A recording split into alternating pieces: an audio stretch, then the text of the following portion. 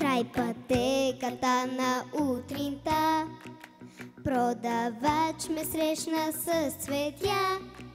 Делник беше този ден, тих и най-обикновен, и цветя купува си света. Щом те празник трябва да красят.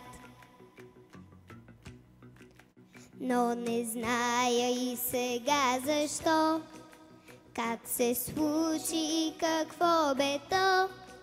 В този делник, в този ден, тих и най-обикновен, аз неволно пред цветята спрях и посегнах с очи към тях.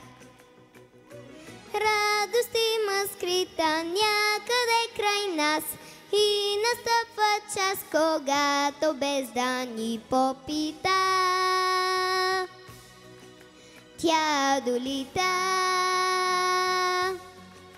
Продавача се усмихна и ми подаде цвете без пари. Делник беше този ден, тих и най-обикновен, и камбани звъннаха безброй, че внезапно стана празник той. Радост има скрита някъде край нас и настъпва час, когато без да ни попита, тя долита.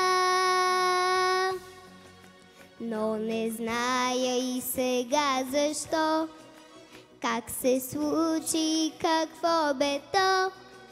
В този делник, в този ден, тих и най-обикновен, и камбани звъннаха безброй, че внезапно стана празник той.